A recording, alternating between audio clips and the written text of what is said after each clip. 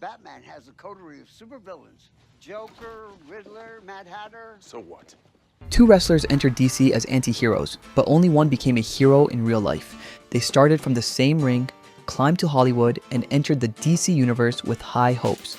Yet, only John Cena thrived while Dwayne Johnson's empire crumbled before his eyes. Finest marksman in the world. The mic is off. Yeah. I am also proficient in hand-to-hand combat. How many more of these do we have today? Is that popcorn still here? Love popcorn. My butt's getting really big lately, so.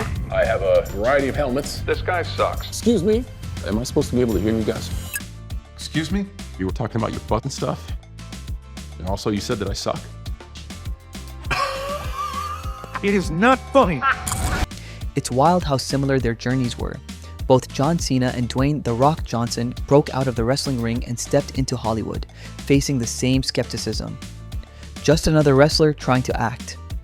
Each man joined the Fast and Furious franchise, flexed in blockbusters, and later became a DC anti-hero. Cena donned the shiny helmet as Peacemaker. The Rock wore the lightning bolt as Black Adam. Both had Superman tie-ins, but only one walked away a winner.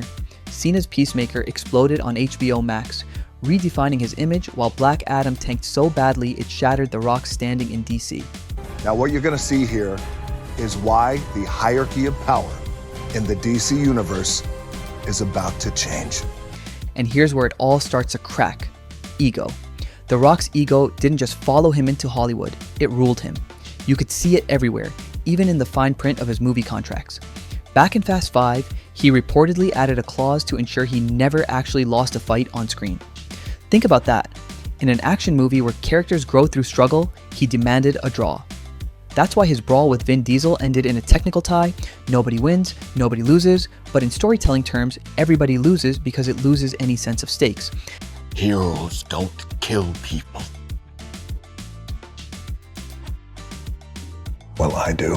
That same invincible mindset infected Black Adam. The movie was built entirely around The Rock's image of dominance.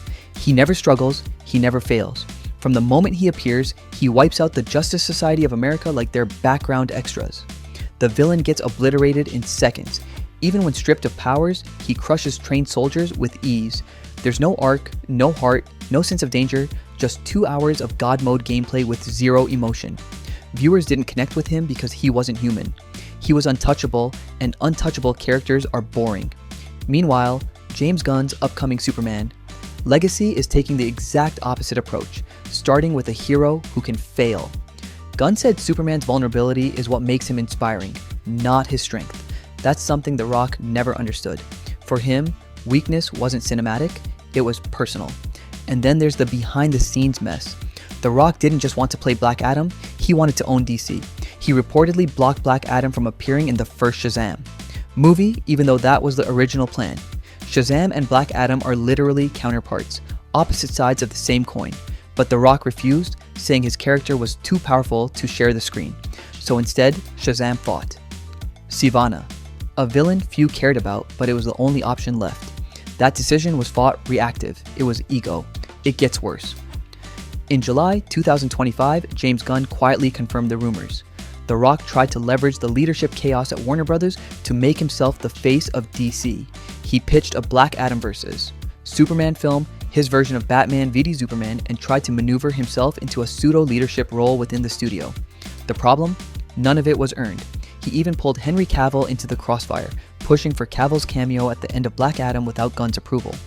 What was meant to be a comeback moment for Cavill became a political stunt, and it backfired hard. John Cena, on the other hand, played it completely differently. He knew Hollywood still saw him as the wrestling guy. Instead of fighting for top billing, he focused on proving himself. When James Gunn cast him as Peacemaker in the Suicide Squad, Cena didn't demand creative control or a spin-off. He just showed up and gave it everything. He trusted Gunn's process, respected the story, and embraced the flaws of his character. He even accepted that the Peacemaker could die. Gunn only kept the character alive because Cena's performance was too good to kill off. That's the difference between ego and authenticity. Cena earned his spotlight by losing first, by being vulnerable, by being real. The Rock tried to script his own greatness, and that's why it felt fake. One man wanted control, the other wanted connection. And Hollywood, especially the DC universe, rewards the latter every single time.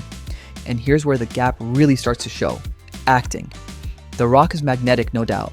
He's got that larger-than-life charisma, the smirk, and the presence. But charisma alone isn't acting. He can play the tough guy perfectly, the soldier, the bounty hunter, the unstoppable machine. But when it comes to emotion, depth, or vulnerability, the performance starts to crack. Unlike someone like Arnold Schwarzenegger, who could mimic humor and warmth even in his most robotic roles, The Rock often feels robotic by accident. In Black Adam, every scene that should have been emotional, the loss of his son, the guilt he carries, the confusion of waking up in a world that's not his, lands flat. His face barely moves. There's no pain in his eyes, no weight in his voice, just the same stone-cold stare from start to finish. The movie tells us he's tragic, but The Rock never shows it. The moment he's supposed to grieve, he looks the same as when he's punching through walls. The story calls for heartbreak and redemption, but what we get instead is stiffness. A superhero who feels carved out of granite, not flesh and blood. Even the scenes with the kid sidekick, the emoji humor meant to soften his edges, go nowhere. There's no real chemistry, no humor, and no fatherly warmth. It's like watching a bodybuilder babysit a plot device. By the end, Black Adam has all the explosions and all the swagger, but none of the soul. It's a pure power fantasy with zero pulse. Now contrast that with John Cena. His early movies, The Marine, 12 Rounds, even Bumblebee, were serviceable but safe. He was typecast as a disciplined soldier or action man, but working with James Gunn changed everything. Gunn saw something beneath the muscles, a kind of emotional awkwardness, a man who wanted to do good but didn't know how. And that became Peacemaker. Peacemaker starts as comic relief, arrogant, funny, and erratic in the Suicide Squad, but there's a darkness beneath the laughter, a moral paradox Cena plays brilliantly. It's surprising, not only for the deed, but also for how Cena portrays the remorse following Rick Flagg's murder. Without a word of dialogue, you can witness the internal turmoil he is suffering. Then came the Peacemaker series, where Cena exceeded expectations. He lived the role, not just played it. Piano scene in episode 6, Peacemaker quietly, wordlessly, plays Home Sweet Home, and you physically experience his agony. It's delicate, close, and painful. The breakdown in episode 7, that primal cry after seeing a friend's death, hits harder since it is not performative. It's primitive, nasty, and human. In one outburst, Inia conveys years of repression, loneliness, and remorse, and you find every second of it believable. The Rock never delivered vulnerability. Cena discovered his truth in flaw. He began to feel like a person rather than a hero and stopped pretending to be one. People connected with Peacemaker because he is imperfect, humorous, and approachable. You feel for him, chuckle at him, and support him since he is working. There was nothing to root for with Black Adam. Cold, indestructible, and drab. A walking statue. The Rock's character was. Meanwhile, Cena's Peacemaker became a cultural phenomenon as he made viewers care. Cena changed, Rock stayed typecast. Though Bautista may still hold the crown for range among wrestlers, Cena's metamorphosis reveals something far more uncommon. Development. Not the kind you lift in the gym, but the kind rising from honesty, humility, and heart. This region here marks everything. Under the weight of his own buzz, The Rock fell. From the day Black Adam was revealed, The Rock vowed nothing less than a cinematic upheaval. The DC Universe's power hierarchy is about to shift, he remarked, and followers believed him. He promoted the film as the following Iron Man, the movie that would permanently alter DC. It was not only advertising, but also prophecies found in press tours, Instagram posts, and world marketing. But the revolution never arrived when the movie came. Beyond that, sure, Black Adam looked fantastic. Slick CGI, explosive action, and Pierce Brosnan's Dr. Fate stole every scene, but it seemed empty. The bad guy was dull, the lines were basic, and the third act evolved into another slow-motion CGI melee seen hundreds of times. Audiences felt deja vu rather than a power change. Had Black Adam debuted in 2005, it could have startled people, but it felt like a relic from a previous superhero era in 2022. And when the box office did not live up to expectations, Warner Brothers applied the brakes. The Rock's bid to establish himself as DC's next leader fell apart overnight. Marketing might not have shielded him from reality. People were tired of pledges. On the other hand, Cena had no pressure, no frenzy, no prophecy, no overhyped expectations. Going in, no one cared about his Peacemaker, a secondary character in the Suicide Squad. That, however, helped him. With no evidence to show, Cena made spectators laugh, cry, and surprisingly care. His performance smashed expectations rather than merely exceeded them. HBO Max's most streamed original show was Peacemaker. Have you ever heard of a guy named Peacemaker? No. He is a trained killer. We've got trouble with that maniac. Go! What are you waiting for? That thing better not crap back there. Can't house train an eagle, dude. Not without stealing its. While Black Adam demanded attention, Peacemaker quietly earned respect.